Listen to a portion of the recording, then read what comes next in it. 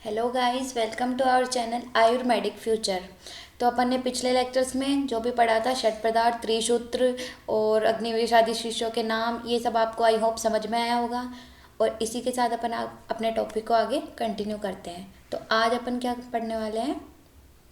आज अपन पढ़ेंगे त्रिदंड के बारे में। ठीक है, तो ये जो श्लोक है कौन सा? सत्व आत्मा शरीर वाला ये जो त्रिदंड का श्लोक है, ये अपन को याद रखना है, इम्पोर्टेंट है ये। ठीक है, अपन देखते हैं जैसे सत्व आत्मा शरीरम च त्रयम इत्रेत दंडवत लोक तिष्ठति संयोगात सर्व प्रतिष्ठम। अर्थात त्रिदंड मतलब तीन दंड। कौन कौन से? सत्व को अपन मन भी मान सकते हैं, आत्मा और शरीर, ये तीनों क्या है? अपने आधारभूत। जैसे कि अपन ने पहले पढ़ा था त्रिसूत्र क्या थे? आपको याद होगा, हेतु, लिंग और औषध। मतलब त्रिसूत्र को अपन ने क्या बताया था? त्रिस्कंद। ये जो मीनिंग है, टर्मिनोलॉजी, ये आपको याद रखनी है। त्रिसूत्र और त्रिस्कंद एक चीज होती है। जो क्या थे? हेतु, लिंग और औषध। और यहाँ पे ये क्या है? त्रिदंड। त्रिदंड क्या होता है? सत्व, आत्मा और शरीर। मतलब इन सत्व, आत्मा और शरीर, इनके संयोग से वह क्या है? लोक। लोक मतलब अब आपको पता होगा, लोक से आप क्या लोग समझते हैं? लोक मतलब संसार। और ये संसार क्या होता है? इसमें जितनी भी चीज़ें होती हैं वो क्या होती हैं? पंचभौतिक। हर एक वस्तु, हर एक चीज़ किससे मिलके बनी होती है? पंच महाभूत से। पंच महाभूत मतलब आकाश, वायु, अग्नि, जल और पृथ्वी। ठीक है, इन पंच महाभूत से और किसका सहयोग होता है? आत्मा का। तो उसी को अपन क्या बोलते हैं? लोक। लोक मतलब पंच महाभूत प्लस आत्मा। इसी को अपन ने क्या बोला है? लोक। लोक मतलब संसार। ठीक है, तो इन तीनों के संयोग को अपन ने क्या बोला है? त्रिदंड।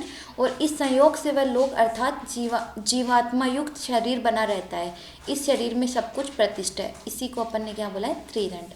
जैसे कि अब अपन एक एग्जाम्पल से समझते हैं। जैसे कि जो अपने शंकर भगवान होते हैं, उनके ऊपर जो त्रिदीपिका बनी रहती है, जलधारे जिसमें से जल निकलता रहता है, वो भी कैसे? तीन पैरों के सहारे ऊपर लटकी रहती है। और उसमें मतलब उस तीन पैरों के ऊपर ही स्थित रहकर वह अपने ऊपर रखे सभी प्रकार के समर्थ भारों को वहन करती है। मतलब उसके ऊपर जो भी भार पड़ रहा है वो उन तीन पैरों के ऊपर ही उस चीज़ को सहन करती है। उसी तरह से अपने ये जो त्रिदंड है ना, मन, आत्मा और शरीर, ये भी अपने शरीर के क्या होते हैं? आधार स्तंभ होते हैं। आधार स्तंभ जो अपन ने त्रिसूत्र में देखा था, त्रिस्कंद मतलब जो खंभे होते हैं जिनके सहारे अपना शरीर खड़ा रहता है, उसी को अपन ने क्या बोला था? त्रिसूत्र। और इस लोक को रखने में क्या है? मन, आत्मा और शरीर, ये इसके आधारभूत स्कंद है। ठीक है, अब अपन देखते हैं आगे। अब जैसे कि अपन ने देखा है कि लोक क्या होता है? पंच महाभूत और आत्मा का संयोग। और इस लोक में अपन ने क्या काउंट किया है? सत्व, आत्मा और शरीर। अगर इनमें से एक भी गायब हुआ, सत्व, आत्मा और शरीर, तो अपन उसको लोक नहीं बोल सकते। तो लोक बोलने का अर्थ क्या होता है? कि ये तीनों चीज़ें एक संबंध में, समवाय संबंध में होनी चाहिए। मतलब इन तीनों में से एक भी अलग नहीं होना चाहिए। उसी को अपन लोक बोलेंगे। और ये जो बोलेंगे, इनको अपन बोलेंगे त्रिदंड। ठीक है, ये अपन को श्लोक याद रखना है। अब अपन देखते हैं आगे, आयुर्वेद का अधिकरण। अर्थात उस सत्व, आत्मा और शरीर के संयोग को ही पुरुष कहते हैं। ठीक है, जो एक मानस शरीर होता है उसको, वो एक मतलब एक पुरुष होता है जो जीवित आत्मा होती है। इन तीनों के संयोग से सत्व जिसके अंदर मन होता है, जिसके अंदर आत्मा जो जीवित होता है, और शरीर जो एक मूर्तिमान होता है, इन तीनों के संयोग को ही अपन ने क्या बोला है? पुरुष बोला है। वहीं सत्व, आत्मा और शरीर युक्त चेतन है। यही मिलित रूप से सत्व, आत्मा और शरीर इस आयुर्वेद शास्त्र का अधिकरण, चिकित्सा का विषय है। अगर मनुष्य ही नहीं होगा तो अपन चिकित्सा किस चीज़ की करेंगे? तो अपन चिकित्सा करने के लिए एक मनुष्य, एक बॉडी का तो प्रेजेंट होना चाहिए ना। तो इसी को अपन ने क्या बोला? ये चिकित्सा का भी एक विषय है। ठीक है, तो अपन देखते हैं आगे। जैसे कि अपन ने ये देख लिया। अब अपन देखो, जैसे अपन ने देखा था वहाँ पे अपन ने देखा था ना कि SVGD के एक ट्रिक से अपन ने याद किया था। क्या? SVGD के क्या याद किया था? सामान्य, विशेष, द्रव्य, गुण, कर्म, सामान्य, समवाय। ठीक है, तो वैसे ही अब अपन इनको एक एक को पढ़ेंगे कि द्रव्य क्या होता है, गुण क्या होता है, कर्म क्या होता है, समवाय क्या होता है। वैसे तो अपन जब पदार्थ विज्ञान पढ़ेंगे तो इसको अपन हर एक टॉपिक को बहुत अच्छे से पढ़ेंगे। इनका हर एक टॉपिक का एक अलग अलग पूरा का पूरा चैप्टर दिया गया है जिसमें हर एक चीज़ को पूरे डिटेल में बताई गई है। पर यहाँ पे चरक संहिता में सिर्फ अपन इनके ऊपर ऊपर से पढ़ेंगे। ठीक है, जैसे कि सबसे पहला पदार्थ क्या है? द्रव्य। अब ये श्लोक बहुत इंपॉर्टेंट है, आप यहाँ पे याद कर लेते हो तो वो बहुत अच्छा है, वरना पदार्थ विज्ञान में तो आपको ये याद करना ही करना पड़ेगा। ठीक है, तो अपन देखते हैं ये श्लोक। खादिन्य आत्मा मन कालो दिशश्च द्रव्य संग्रह, मतलब कि ख ख का मतलब क्या होता है, खालिस्तान। और खालिस्तान जो अपन ने पंच महाभूत देखे थे, कौन से, आकाश वायु अग्नि जल पृथ्वी, इन सब में से खालिस्तान किसके अंदर होता है, आकाश के अंदर। तो ख किसके लिए प्रयुक्त तो है यहाँ पे, आकाश के लिए। ख आदि, आदि मतलब आकाश आदि, बाकी के 5 महाभूत जो बच गए हैं, कौन से, वात अग्नि जल और पृथ्वी। मन काल दिशा, इन सब के संग्रह को अपन ने क्या बोला है, द्रव्य बोला है। ठीक है, देखो जैसे कि ख आकाश आदि 5 महाभूत, आकाश वात अग्नि जल और पृथ्वी, आत्मा मन काल और दिशा, इनको अपन ने क्या बोला है, द्रव्य बोला है। और एक चीज़ अपन को याद रखनी है कि द्रव्य कितने प्रकार के होते हैं, द्रव्य 2 प्रकार के होते हैं, कारण द्रव्य और कार्य द्रव्य। ठीक है, और जो कारण द्रव्य होते हैं वो कौन से होते हैं, 9 होते हैं। ये जो अपन ने पढ़ा है ना, खादिन्य आत्मा मन कालो दिशश्च द्रव्य संग्रह, ये कौन से द्रव्य हैं, ये कारण द्रव्य है। और कारण द्रव्य की संख्या कितनी होती है, 9 होती है। ये अपन को याद रखनी है, ये MCQ में बहुत बार पूछ लिया जाता है। ठीक है, और कारण द्रव्य होते कौन से हैं, जो कार्य द्रव्यों की उत्पत्ति में जो सहायक द्रव्य होते हैं ना, उन्हीं को क्या बोला गया है, कारण द्रव्य। ठीक है, फिर अपन आगे देखते हैं। स इंद्रिय चेतनम द्रव्य, निर इंद्रिय अचेतनम, जिनकी इंद्रियों में चेतना होती है उन्हीं को अपन ने क्या बोला है, चेतन द्रव्य। और जो निर इंद्रिय, जिनके अंदर अचेतनता होती है, मतलब उनके अंदर कोई गति नहीं होती, उसी को अपन ने क्या बोला है, निर इंद्रियम। और ये दोनों क्या है, कार्य द्रव्य है। और कारण द्रव्य कौन से थे, ये वाले। ठीक है, ये है कारण द्रव्य और ये थे कार्य द्रव्य। ठीक है, पुनः चेतन एवं अचेतन रूप से इनका 2 विभाग है। चेतन द्रव्य इंद्रिय युक्त होते हैं और अचेतन द्रव्य क्या होते हैं, इंद्रिय रहित होते हैं।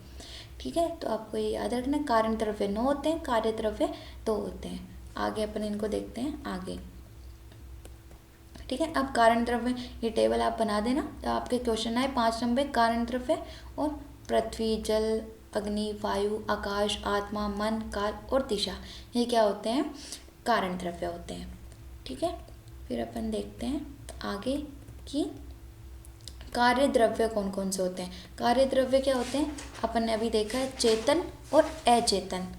अब चेतन द्रव्य मतलब जिनके अंदर चेतनता होती है, इंद्रिय के अंदर गतिशीलता होती है, मतलब जो अपनी चेतना रहित होते हैं, उनको अपन ने चेतन द्रव्य बोला है। और जिनके अंदर अचेतनता होती है, मतलब कोई निष्क्रिय होते हैं, उनको अपन ने क्या बोला है, अचेतन।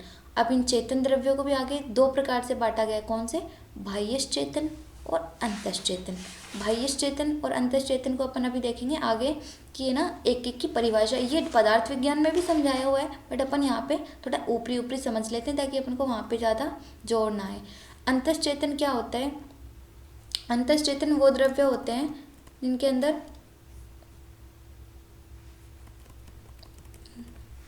अंतश्चेतन द्रव्य वो होते हैं जिन्हें, जैसे देखो यहाँ पे दे रखा, अंतश्चेतन उसे कहते हैं जिसमें ज्ञान शक्ति और सुख दुख का अनुभव होता है और अपने पर आई हुई विपत्ति या आक्रमण का निराकरण करने में समर्थ होते हैं। मतलब उनके अंदर चेतनता होती है, तो वो अपने आप को किसी, मतलब कोई भी उनके ऊपर आक्रमण हो गया, कोई भी विपदा आ गई, तो उसके खिलाफ कुछ एक्शन ले सकते हैं, तो उसी को अपन ने क्या बोला है, चेतन, अंतश्चेतन द्रव्य। ठीक है, जैसे कि वनस्पति वर्ग आदि।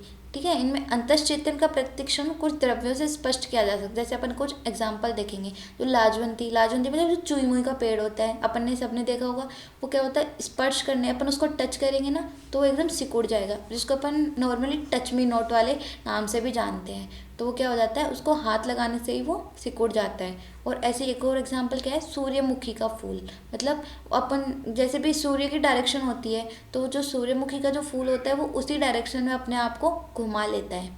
ठीक है, ये हो गया।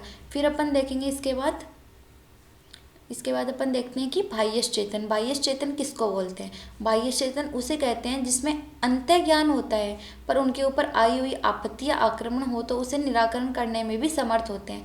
मतलब वो उनके ऊपर, उनको खुद का ज्ञान होता है और उनके ऊपर कोई भी आपत्ति या आक्रमण होता है तो वो उसको निराकरण करने में समर्थ हो जाते हैं। जैसे कि मनुष्य, पशु पक्षी आदि, मतलब मनुष्य के ऊपर कोई भी विपदा आई तो वो उसको अपने में निराकरण करने में, मतलब उसको समर्थ होगा।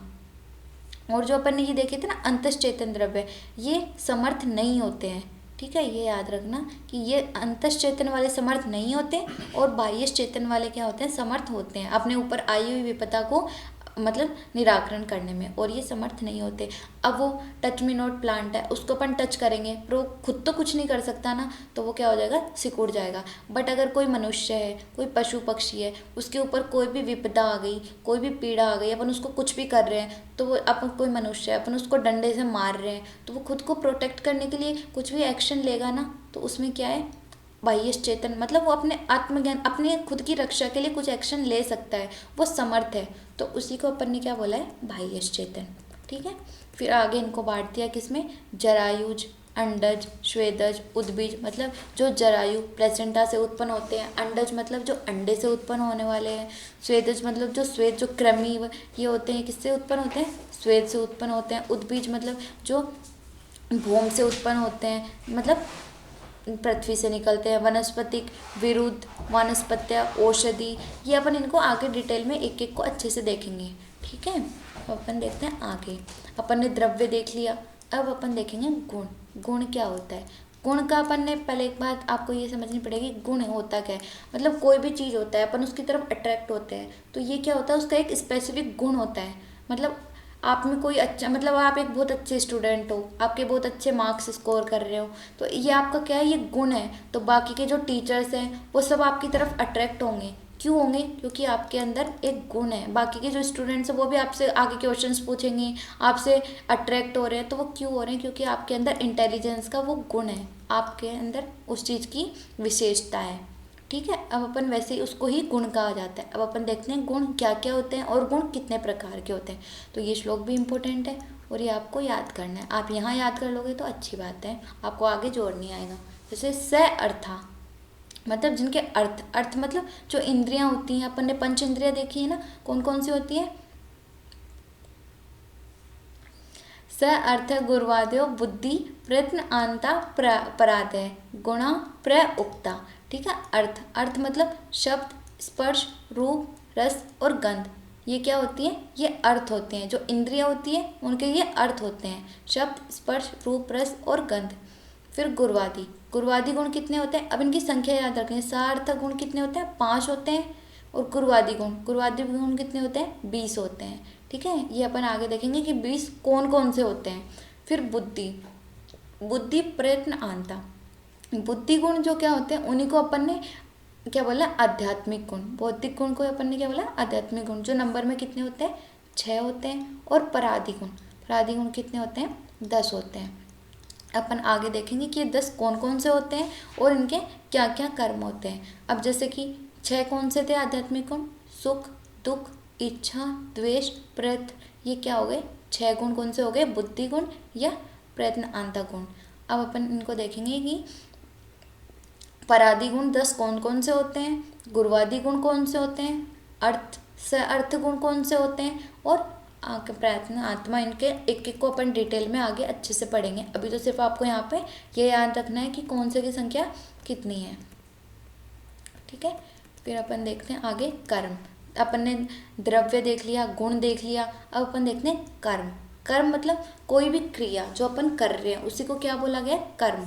ठीक है, प्रयत्न आदि कर्म च इष्टतम उच्यते, मतलब प्रयत्न, कोई भी कार्य का प्रयत्न करना, आदि संस्कार, गुरुवादी ज्ञान, जन क्रिया के द्वारा की गई चेष्टा को ही कर्म कहते हैं। मतलब अपन कोई भी कार्य कर रहे हैं उसकी चेष्टा को ही अपन ने क्या बोला, कर्म। जैसे अपन ने ये पत्थर है, इसको यहाँ से उठा के वहाँ रख दिया, तो ये भी क्या हो गया, एक अपना कर्म हो गया।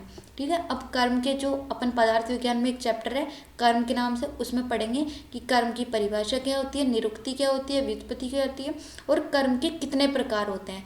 अपन को यहाँ पे तो सिर्फ कितना याद रखना है कि कोई भी क्रिया होती है उसको करने की जो चेष्टा होती है उसी को अपन क्या बोलते हैं, कर्म बोलते हैं। वहाँ पे अपन इसके देखेंगे उत्क्षेपण, अपक्षेपण, आकुंचन, प्रसारण, गमन, ये इसके क्या होते हैं, कर्म होते हैं। ठीक है, अपन को सिर्फ यहाँ पे यही याद रखना है कि कर्म क्या होता है। ठीक है, फिर अपन देखते हैं आगे कि समवाय, समवाय क्या होता है, समवाय का लक्षण। ये श्लोक इम्पोर्टेंट है, इसको यहाँ याद कर लेना।